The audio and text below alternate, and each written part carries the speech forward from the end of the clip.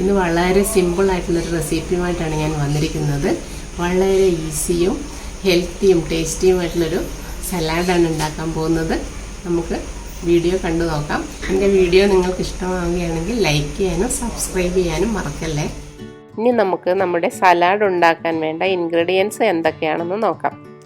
Apple, carrot, പച്ചമാങ്ങ, cucumber, തക്കാളി, സവാള ഓരോന്ന് വീതം. പിന്നെ കാന്താരിമുളക് ഒരു 8 എണ്ണം, അഥവാ കാന്താരിമുളക് ഇല്ലെങ്കിൽ പച്ചമുളക് ഒരു 3 എണ്ണം എടുക്കാം. പിന്നെ ഉണക്കമുളക് ചതച്ചത് 1/2 ടീസ്പൂൺ, വിനാഗിരി വേണം, വെളിച്ചെണ്ണ വേണം, ഇത് രണ്ടും ഓരോ ടേബിൾ സ്പൂണ്, ഉപ്പ് ആവശ്യത്തിന് എടുക്കാം. പിന്നെ കുറച്ച് കരിവേപ്പിലയും മല്ലിയില ഉണ്ടെങ്കിൽ അതും കുറച്ചെടുക്കുക. എല്ലാ ഇൻഗ്രീഡിയൻസും നമ്മൾ അരിഞ്ഞെടുത്തിട്ടുണ്ട്. ഇനി നമുക്ക് ഇതെല്ലാം നല്ലോണം തിന്നായിട്ട് അരിഞ്ഞെടുക്കണം കേട്ടോ, അത് വളരെ ശ്രദ്ധിക്കണം. മിക്സ് ചെയ്യുമ്പോൾ എല്ലാത്തിൻ്റെയും ടേസ്റ്റ് എൻഹാൻസ് ചെയ്യാൻ അത് സഹായിക്കും.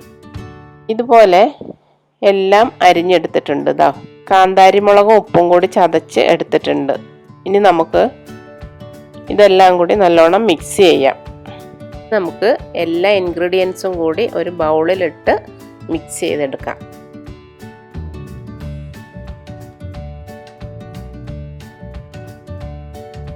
നന്നായിട്ട് മിക്സ് ചെയ്യണം. ഇനി അതിലേക്ക് ചതച്ച് വെച്ചിരിക്കുന്ന കാന്താരിമുളകും കുറച്ച് കരിവേപ്പിലയും ഇടാം. കാന്താരി ഇല്ലെങ്കിൽ ഒരു 3 പച്ചമുളക് ചെറുതായിട്ട് വട്ടത്തിൽ അരിഞ്ഞിടാം. ഇനി അതിലേക്ക് നമ്മുടെ ചില്ലി ഫ്ലേക്സ് ഒരു 1/2 ടീസ്പൂൺ ഇട്ടാൽ മതി.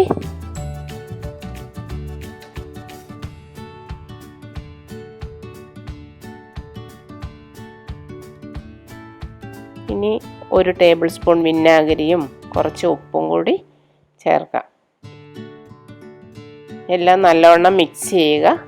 1 ടേബിൾ സ്പൂൺ വെളിച്ചെണ്ണയും കൂടി ചേർത്ത് നല്ലവണ്ണം മിക്സ് ചെയ്യണം. ഇതുപോലെ നല്ലവണ്ണം മിക്സ് ചെയ്യണം. മിക്സ് ചെയ്യുന്നതിലാണ് അതിൻ്റെ കാര്യം. കൈകൊണ്ട് ഞെരടി എടുക്കുകയാണെങ്കിൽ കുറച്ച് നല്ലതായിരിക്കും. അപ്പോൾ എല്ലാത്തിൻ്റെയും ടേസ്റ്റ് ഒന്ന് നല്ലവണ്ണം യോജിച്ച് വരും. നമുക്ക് ചോറിൽ കുഴച്ചും ഇത് കഴിക്കാൻ പറ്റുന്ന ഒരു സലാഡാണ്.